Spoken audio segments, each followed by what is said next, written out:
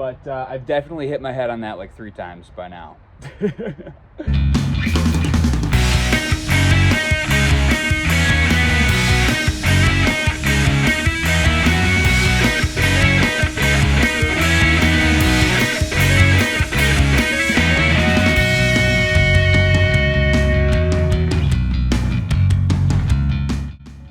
My name is Alec, and I live in my 100-year-old house with my beautiful wife Emily and our 3 pets.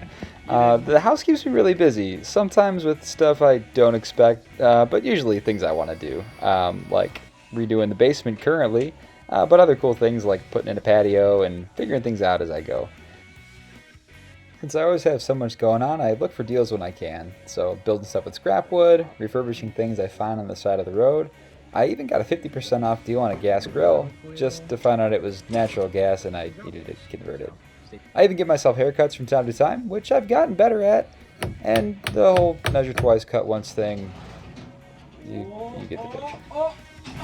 I love to cook, and I've even gotten into baking bread and bagels lately. I've got a bunch of active hobbies, so I stay pretty busy with, stuff for fun too. So you might be wondering, what else do I have time for? Yeah, well... I mean, what was I supposed to do? I just turned 30 and I just got off probation at work, so I had a little pay bump. And I needed some way to get my gear from one station to another without, loading and unloading the back of my Subaru all the time. So when I saw this thing pop up on auction at only $1,000 for the opening bid, I fell in love and I thought, I'll shoot my shot, see what happens. I did not expect to be walking away with it. And for such a good deal. I mean, this truck is mostly original. The only things that had been replaced, since there was some leaking, they corrected that and put a new upholstery. He put an automatic choke in there. He lowered it, but, some tints and little upgrades to how it looks. But it's got such a good patina to the original paint. The interior is clean and everything functions great. Windows, door latches. A little stiff, but we're okay with that. Before the previous owner passed, he had kept records of everything he bought and everything he did. And so when his wife was getting ready to sell it, she had taken it in to get a couple things corrected and make sure it was good to sell. I got a whole bunch of parts he never got around to putting in, the original radio, and all the documentation. The shop manuals just outline every little detail of this truck, exploded diagrams, things you can see. How to pretty much, if you can turn a wrench, you can figure it out. So I am stoked to pull this thing apart and get it running good as new. And as luck would have it, my cousin Brad just happened to live out in Oregon with his wife Jenny. And I hadn't ever been out to see them, so it kind of lined up perfectly. Since I wasn't expecting to win the auction, I scrambled to find a red-eye flight out there, and we got to hang out for a while. It was cool. They were really excited to play tour guide. We got to explore this really cool chain of hotels that are like enormous repurposed places. This one was a Freemasons lodge they had turned into this really like cool hipster paradise. They're hotels with like 6 or 7 bars, all super eclectic. Distilleries, coffee roasteries, gift shops, tons of fireplaces, places to hide, saunas, things like that. So, and they're all different, which is super cool.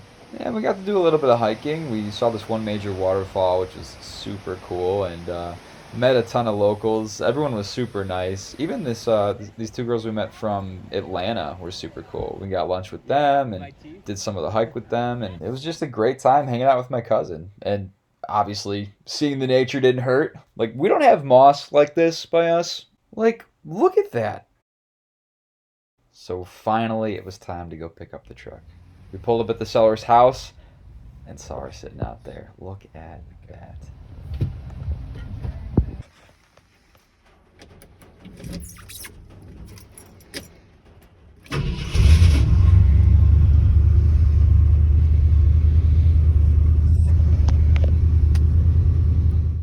Full disclosure, this is the second time I recorded this startup because the first time I squealed like a little girl. I was so excited. It sounded so good. I just couldn't believe it. If it doesn't start right away, I was so geeked out about this thing. I was like, just let me show you how to do it. I'm pretty sure Brad had driven carbureted cars before. So he was nice enough to let me explain it, but I don't think either of us was ready for how difficult it would be to steer this thing. This is awesome. Brad's test drive. Oh yeah. This is okay. Get your parking brake off. Oh, where's that? Just go ahead and pull the... Pull this? Yep. Okay. There you go.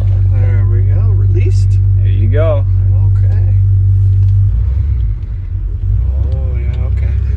Oh yeah. It's definitely not. Yeah, it's tougher to steer for sure. Oh yeah. Enough spongy brakes. Okay. All right. Yeah, you're gonna have to give it some gas to turn it. Oh yeah. There you go. Is there anything behind me? You're good. Okay. Oh. Okay. Give her a little get. There you go. Oh, we're at the curb. Oh, there it is right there. Yep. So we played the back and forth game for a little bit, which I can't say anything about because I definitely did the same thing just trying to get into the gas station. I think I did like a 5-point turn just trying to line it up just to, put it in crooked anyway. All right, I think.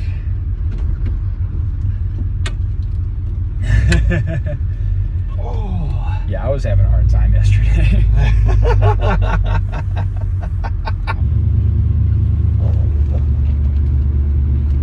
Oh, that's cool. Uh-huh.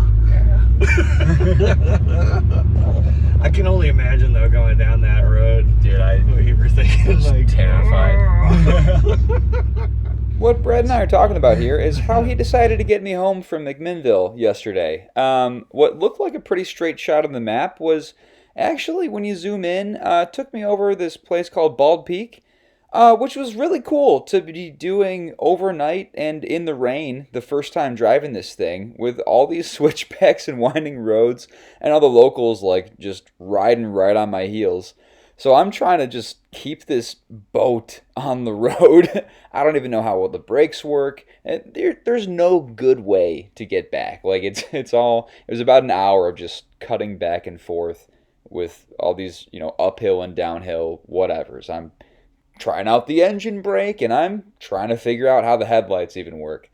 But we made it and we got back to his house on the other side. And from there we loaded it up on the trailer to have it shipped back home. I did want to drive it home, and I felt comfortable after my, drive through the mountains, but I didn't know what kind of shape this thing was in, like how well it was running, and I'm actually glad that we shipped it instead. So I flew back home to celebrate my birthday with family and some friends, and obviously the most important gift I got. Sorry. The truck showed up a couple days later, and showed up at about midnight. And when the driver dropped it off, it started right up for him. He pulled it off the back, it idled for a while, and then... Why? Nothing. Just nothing. Are you kidding me? And that's where I'll leave off until our next video, where we troubleshoot some stuff. So, thanks for watching.